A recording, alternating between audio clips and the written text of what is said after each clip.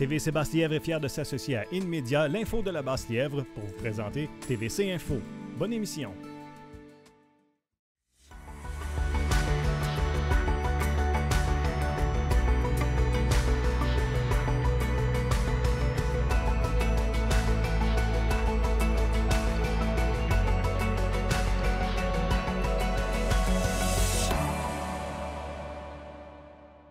Bonjour tout le monde, je suis bien heureuse de vous retrouver pour cette nouvelle saison de TVC Info pour vous informer des nouvelles de la Basse-Lièvre. Aujourd'hui, pour cette édition du 26 janvier 2022, on fait le point sur le dossier de l'usine Fortress à Tursault. On parle d'un nouveau projet pour sensibiliser les jeunes à l'envoi de photos ou vidéos à caractère sexuel et je m'entretiens avec Chantal Courchain, nouvellement récipiendaire de la médaille de l'Assemblée nationale du Québec.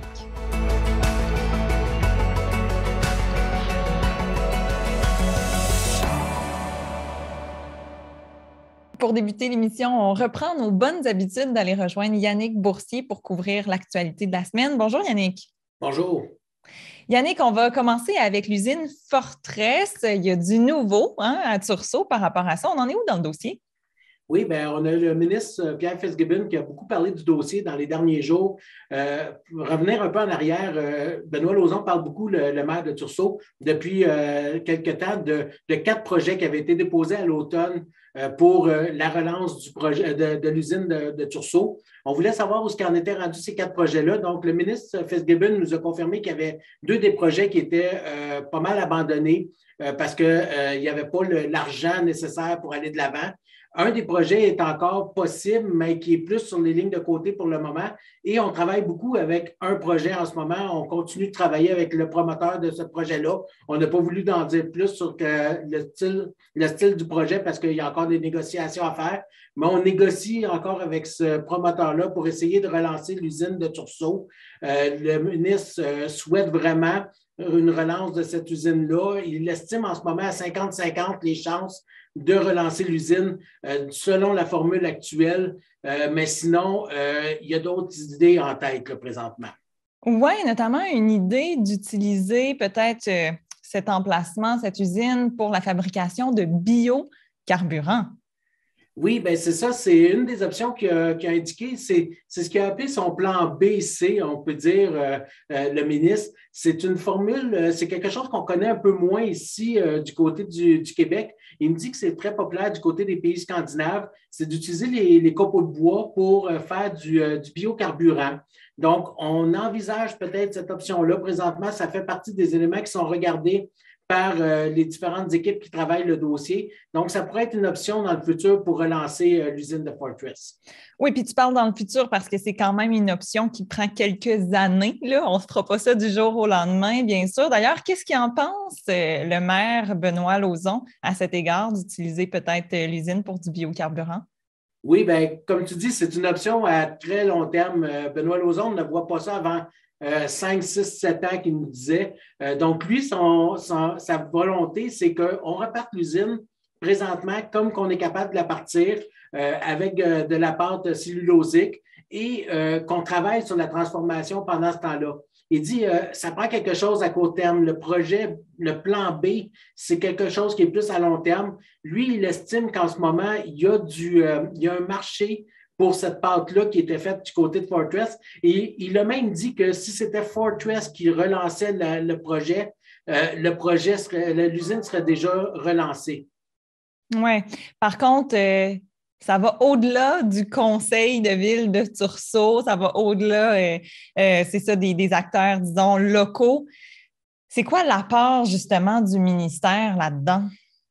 Bien, le ministère est là parce que, premièrement, le gouvernement a mis beaucoup d'argent dernièrement dans Tursault, dans l'usine de Fortress, plutôt pour garder l'usine en bon état quand même. Notamment, chaque hiver, ils mettent de l'argent.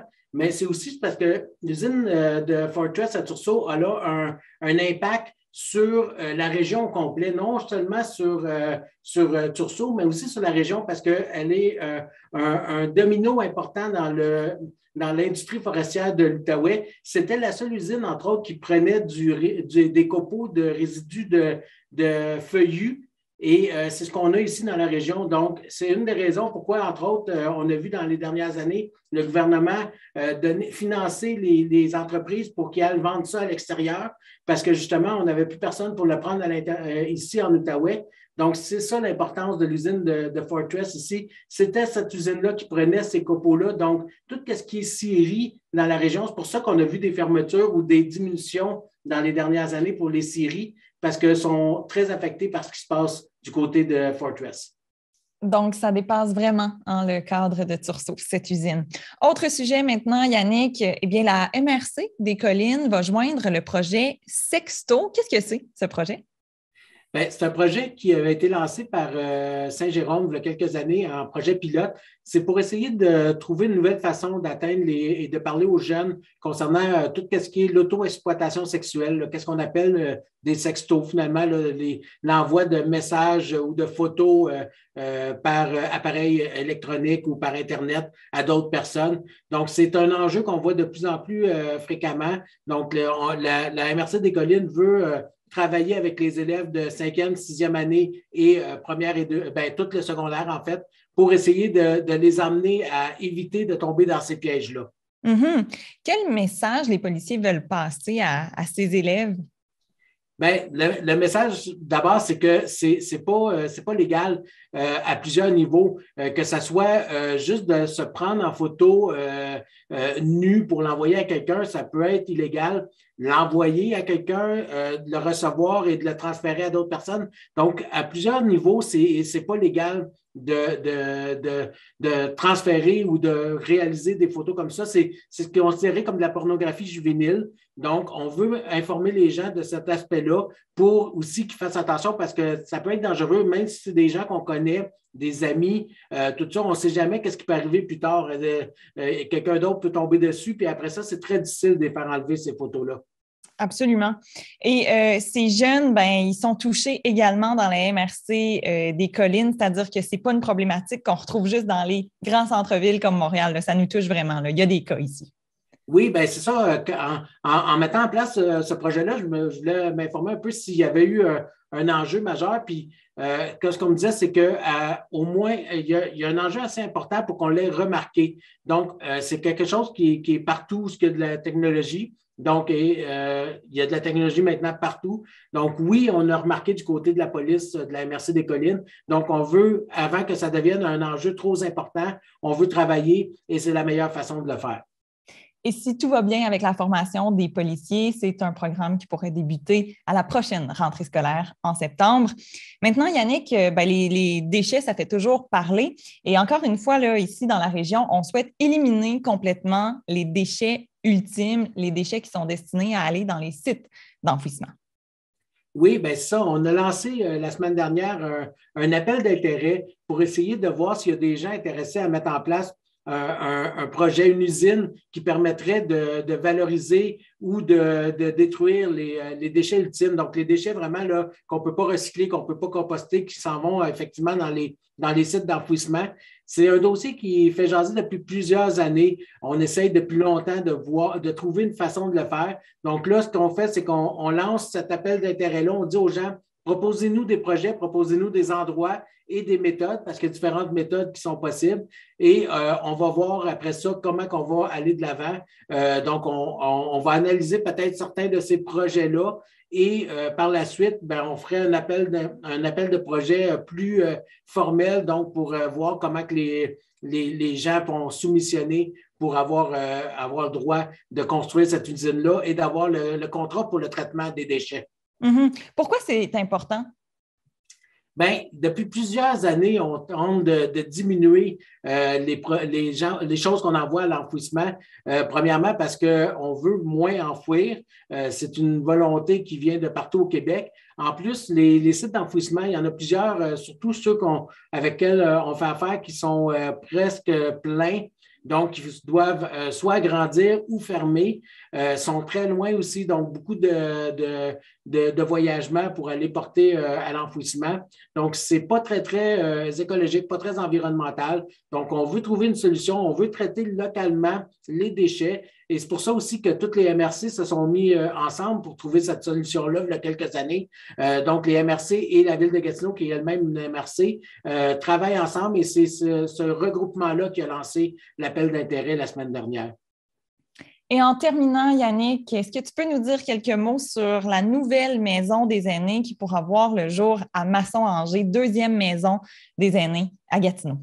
Oui, bien, on avait annoncé qu'il y avait une maison des aînés qui s'en venait du côté de Masson-Angers. On peut confirmer maintenant que la construction va possiblement commencer cet été ou à l'automne pour une livraison à l'automne 2023. Donc, 3 bâtisses à Masson-Angers sur le long du chemin de Montréal, presque de l'école du Sacré-Cœur.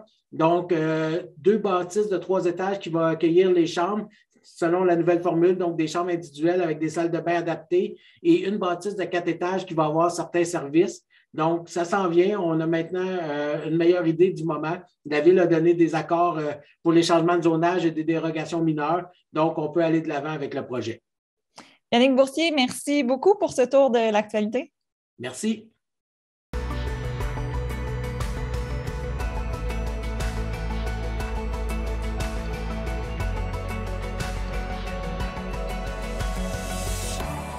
En décembre dernier, il y a 2 personnes du territoire de la circonscription de Papineau qui ont reçu la médaille de l'Assemblée nationale du Québec. Ces médailles ont été remises par Mathieu Lacombe, le député de Papineau, également ministre responsable de l'Outaouais. Et avec nous, aujourd'hui, on va avoir l'une de ces 2 personnes qui a reçu une médaille, Chantal Courchaine. Elle est avec nous. Bonjour, Chantal. Bonjour, Floralie. Chantal, tu as reçu cette médaille étant donné que tu as passé 23 ans à la direction de la Maison de la famille Vallée de la Lièvre. Alors, cette médaille, elle est là pour reconnaître tout cet engagement que tu as eu envers la communauté pendant toutes ces années. Comment tu t'es sentie quand tu as reçu cette médaille ou même quand tu as reçu l'appel, comme quoi tu devais te rendre à une cérémonie, hein? Bien, en fait, quand on m'a téléphoné, j'avais un autre dossier avec Mathieu Lacombe avec lequel je voulais discuter. Fait qu'on a commencé avec son attaché à parler de ce dossier-là. Et là, il a commencé à me parler un peu de la médaille de l'Assemblée nationale, mais tu sais, en m'expliquant ce que c'était, puis tout ça. Puis là, plus il m'expliquait, je me disais, ben, pourquoi il me parle de ça, en fait? Tu sais, je ne comprenais pas trop. Puis là, il me l'a dit, ben, Mathieu aimerait, puis là, il me l'a dit, mais j'ai été comme un petit peu abasourdie. Parce qu'en fait, c'est une excellente reconnaissance. C'est vraiment génial de recevoir ça. Mais moi, je le voyais plus comme, je le fais pour les gens de la communauté, pour les gens avec lesquels j'ai choisi de travailler à cette époque-là. Fait que pour moi, c'était tout à fait normal de m'investir dans ce que je faisais. Qu'est-ce qui te motivait à t'investir justement autant auprès de ces personnes? Je pense que c'est mon amour profond pour les familles. Tu sais, moi, c'est une valeur familiale qui m'a été transmise. La famille, c'est important. Donc, de travailler avec les parents et les enfants. En fait, je voulais être leur porte-parole, m'assurer que les gens de notre circonscription, tu sais, reçoivent les services auxquels ils avaient besoin. Donc, c'était un peu le mandat que je m'étais donné, mais je ne me l'étais pas donné seule parce que j'avais une belle équipe en arrière de moi qui travaillait. Tous les employés qui ont passé à la Maison de la famille ont fait un excellent travail auprès des parents et des enfants. Donc, je n'étais pas toute seule là-dedans. Donc, je pense que c'est l'amour profond et c'est ce qui me manque. Tu sais, rencontrer des enfants à tous les jours, les jaser. Des fois, je dis aux femmes qui viennent où est-ce que je travaille maintenant, chez Option Femmes, je m'ennuie de jouer. De descendre, d'aller jouer au ballon, de faire un casse-tête, de dessiner, des choses comme ça me manquent. Donc, l'amour des enfants puis des parents était très important pour moi et ça l'est encore. Est-ce qu'il y en a justement particulièrement des enfants ou des familles qui t'ont marqué pendant ces plus de 20 ans, 23 ans? Je te dirais que tous les enfants qui ont passé ont laissé leur trace. Les parents aussi. Je suis toujours très contente de les revoir. Il y en a que j'ai gardé des liens. Fait que c'est comme c'est un cadeau pour moi. Fait que, tu sais, quand je les vois et ils me reconnaissent, comme l'autre fois, je suis allée à l'épicerie, puis quelqu'un m'a dit « Je la connais, c'est Madame Papa de Débrouille. » Et pourtant, c'est pas moi qui animais vraiment les Papas de Débrouille. Tu sais, c'était les filles de l'équipe, mais j'étais allée remplacer. Fait que Madame Papa de Débrouille. Fait que, tu sais, c'est des beaux petits souvenirs qui fait que mon passage, tu sais, a été des plus plaisants. C'est le surnom qu'on te donnait à cause de ce remplacement à ce moment-là. Et est-ce qu'on peut récapituler un peu ces 23 ans? Dans quel contexte tu es rentrée à la maison de la famille là, en 1997, je pense. Là. Donc, de 1997 à 2020, décembre 2020, tu as été là, présente à la direction. Mais en 1997, c'était pas un poste permanent là, qu'on t'offrait. En fait, je suis arrivée à la maison de la famille comme intervenante communautaire. Et peu de temps après, la directrice est partie en congé de maternité, donc j'ai pris le relais. Puis quand elle est revenue, elle a requitté après pour des obligations familiales. Mais en fait, dans ma tête à moi, quand je suis arrivée, j'étais de passage. C'était un passage. Moi, j'arrivais, en fait, j'étais travailleuse sociale dans un CLSC à l'extérieur. Fait que moi, je m'étais dit, je reviens dans ma région, je vais faire un petit bout, puis je vais retourner dans le réseau. Et au contraire, je suis toujours restée. Puis mon cœur est quand même, un bout de mon cœur est resté à la maison de la famille. Puis je suis très contente de voir que l'équipe qui est en place fait de l'excellent boulot aussi, là. Donc, est-ce que ça a été... Oui, est-ce que ça a été difficile de quitter la maison de la famille, donc en décembre dernier, pour aller à la direction de... Décembre dernier, je devrais dire décembre 2020, là. Est-ce que ça a été difficile de quitter cette maison pour aller chez Option Femmes à la direction? En fait, tu sais, je partais de mes pantoufles pour m'en aller vraiment dans un nouveau défi. Et ce qui était important pour moi, en fait, tu l'as dit, j'ai terminé en décembre, je voulais terminer les paniers de Noël. C'était tellement important pour moi, de revoir tout ce beau monde-là qui passait. Fait que j'ai fait ce bout de chemin-là. Et ensuite, quand je suis partie, en fait, j'ai quitté le 14 décembre et le 15 décembre au matin, j'entrais chez Option Femmes. Donc, ça a été comme un genre de petite culbute, mais on peut pas rayer 23 ans de sa vie sans toujours se remémorer les souvenirs avec lesquels on a vécu, là. Fait que je fais toujours souvent référence à ce que j'ai fait, autant avec l'équipe qu'avec les gens de la communauté. Et je le dis humblement, les gens de ce coin-là sont vraiment formidables. Que ce soit les gens de la communauté, les associations, les groupes communautaires, la communauté en tant que telle, c'est vraiment des gens formidables, puis ils vont toujours avoir une place dans mon cœur. Tu me parles de souvenirs qui te reviennent en tête alors que ça a été 23 ans de ta vie. Tu mentionnes aller jouer avec les enfants au sous-sol. Tu mentionnais les paniers de Noël. Est-ce qu'il y en a d'autres moments marquants comme ça que tu aimerais nous partager? Bien, tu sais, je pourrais te dire le premier tournoi de golf où je savais même pas la différence entre un bois, un fer. J'avais aucune idée. Le green, quand j'ai annoncé ça au CA, j'aimerais ça faire un tournoi de golf. Ils m'ont dit, go, vas-y. Je fais comme, mon Dieu, comment je fais ça? J'avais aucune idée. Mais de voir que le tournoi de golf existe encore, c'est un beau succès. Fait que j'étais contente. Tu sais, des fois, les voyages qu'on faisait, aller porter les enfants pour voyage de rêve. Tu sais, on embarquait tout le monde dans l'autobus ou dans l'auto, puis on allait les porter à l'aéroport, puis on voyait les enfants s'en aller à Walt Disney. Ça, c'est des souvenirs que je vais toujours chérir parce que de voir, tu sais, la lumière dans leurs yeux. Autant ils étaient excités quand ils partaient, autant ils étaient fatigués quand ils revenaient, tu sais. Mais c'était tellement plaisant de voir ça. Tu sais, les parents aussi, là, tu sais, les nombreuses discussions que j'ai eues avec ces parents-là, on a échangé, on a ri. C'est des beaux moments, tu sais, autant avec l'équipe. Tu sais, je pense que c'est un beau moment de ma vie.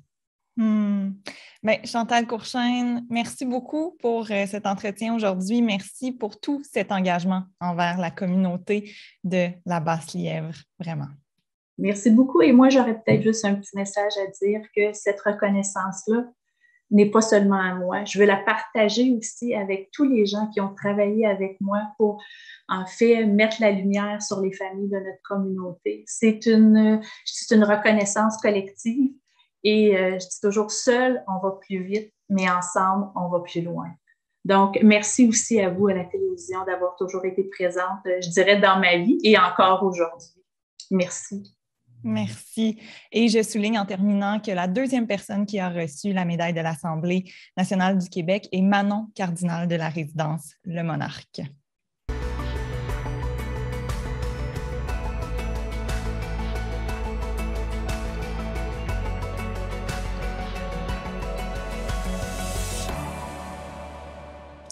Pour terminer l'émission, on s'en va rejoindre Sandra Mathieu pour qu'elle nous dise tout ce qu'il y a à faire cet hiver en Outaouais pour avoir du fun, du plaisir dans notre région. Bonjour Sandra. Bonjour, ça va bien? Oui, merci. Et toi? Oui, super. Là, la neige est vraiment tombée. Fait que ouais. Enfin l'hiver. Oui, on peut aller dehors, faire plein d'activités. Puis pour nous, tu as répertorié notamment les endroits où on peut faire de la glissade sur tube, parce que oui, on peut faire de la glissade en ski, en planche à neige, mais si on veut quelque chose avec un peu moins de technique, bien, c'est possible d'aller sur la glissade sur tube. Où est-ce qu'on peut en faire en Outaouais? Oui, en fait, la glissade sur tube, je trouve que c'est vraiment une belle activité familiale. Et puis, en plus, ça nous permet, quand les conditions de glisse là, en ski ou en planche à neige ne sont pas optimales, comme quand c'est glacé, là, c'est parfait en glissade sur tube. Donc, pas trop loin de la ville, on peut aller au centre de plein air du lac Beauchamp. Et puis, il y a aussi le parc des Montagnes Noires à Ripon qui offre 3 corridors de glissade sur tube. Il y a le domaine de l'Ange Gardien, qui propose 8 pistes donc d'intensité variée. Fait que ça, c'est le fun. Là, ça dépend comment on veut avoir l'adrénaline. Et puis, c'est une nouveauté cette année. Parc Omega offre des glissades sur tube qui sont disponibles sur place, puis gratuites quand on est déjà au Parc Omega, donc pour le parcours. Et puis, il y a aussi le sommet Edelweiss à Wakefield qui propose 4 pistes de glissade sur tube avec la remontée. Puis ce qui est le fun, c'est que si on a notre passe les sommets, donc plusieurs abonnements et passes permettent d'avoir l'accès gratuit aux glissades sur tube. Donc, vraiment le fun, une belle petite activité en famille qui ne coûte pas cher. Oui, comme ça, quand on ne peut pas en profiter en ski à cause des conditions météorologiques, bien, au moins, on peut profiter de notre passe gratuitement là, en allant en tube, là, si je comprends bien. Hein? C'est ça le rabais. On peut avoir du fun, oui, au sol, sur la neige, sur des pistes, mais on peut avoir du fun aussi dans des arbres. Oh oui, dans le fond, avec Arbraska La Flèche, qui est ouvert à l'année. Des fois, on n'est peut-être pas au courant de ça parce qu'on pense souvent que l'arbre en arbre, les tyroliennes, là, c'est réservé à l'été, à l'automne. Et non, on peut y aller l'hiver aussi. Ils ont un super forfait qui s'appelle l'Aventurier enneigé, qui est de retour, qui inclut donc la descente sur la longue tyrolienne, la découverte de la caverne La Flèche, qui est aussi sur place. Super chouette à découvrir l'hiver. Puis on parle là, de la plus grande caverne du bouclier canadien, fait que c'est pas rien. Puis, on a aussi dans ce forfait-là une randonnée en raquette. C'est vraiment un très beau site là, l'hiver à explorer. Oui, puis d'autres activités, bien, il y en a plusieurs autres à faire en Outaouais. Il y a aussi du fat bike. Là aussi, tu as répertorié quelques endroits pour nous. Oui, en fait, j'ai répertorié des endroits qui non seulement offrent des super beaux sentiers, mais aussi la location. Donc, une belle occasion de s'initier à ce sport-là là, qui est de plus en plus populaire. Donc, Montebello, vélo de montagne, qui propose son nouveau réseau de 27 km de sentiers de fat bike, vraiment pour tous les niveaux de cyclistes. Puis, donc, tous les sentiers sont ouverts depuis le 20 janvier. Donc, on attendait la neige, elle est enfin arrivée.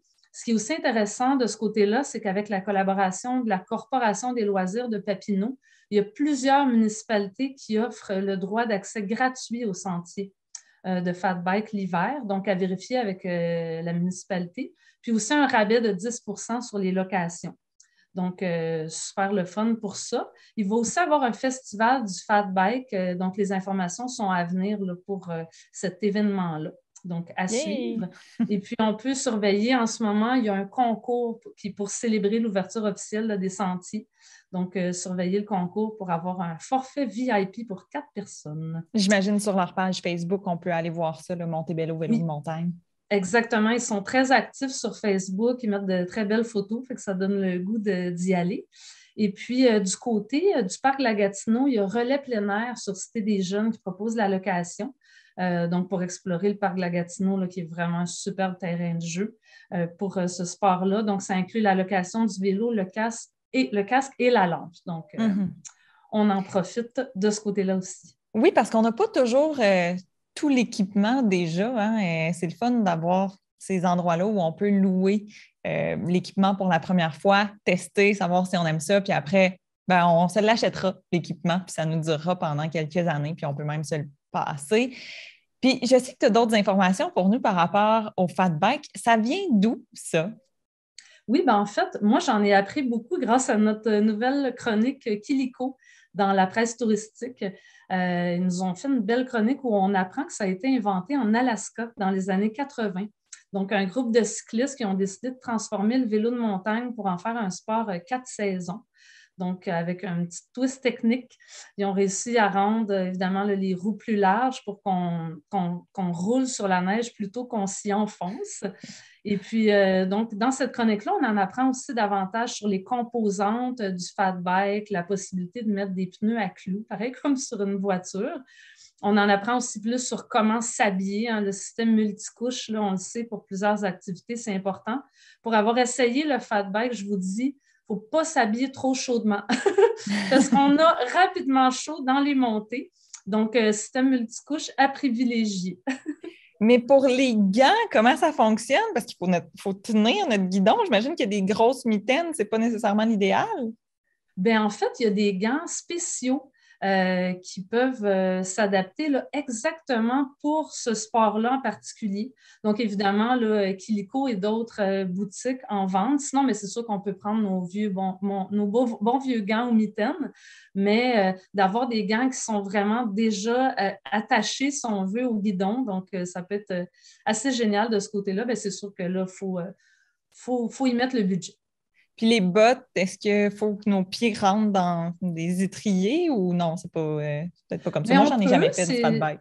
C'est sûr qu'on peut, ça maximise le pédalage là, de s'équiper de cales, mais bon, quand on commence, c'est sûr qu'on peut utiliser nos bonnes vieilles bottes. C'est pareil comme le casque, on peut y aller avec notre casque d'été avec une bonne tuque en dessous ou, par exemple, un casque de ski ou de planche à neige peut faire l'affaire. Alors, tous ces détails, on peut les avoir dans la nouvelle édition hivernale de la presse touristique. Ça sort aujourd'hui, 26 janvier, Sandra? Oui, exactement. Donc, le journal est encarté là, dans les journaux InMedia, puis aussi dans nos points de chute un peu partout à Gatineau, à Ottawa. Merci beaucoup, Sandra Mathieu, pour ces idées encore une fois. Merci. Et merci à vous d'avoir été présents pour cette toute nouvelle émission de la nouvelle saison d'hiver de TVC Info. Moi, je vous retrouve pour TVC Info Week-end à compter de ce vendredi. Nouvel horaire pour TVC Info Week-end. À bientôt tout le monde. Portez-vous bien.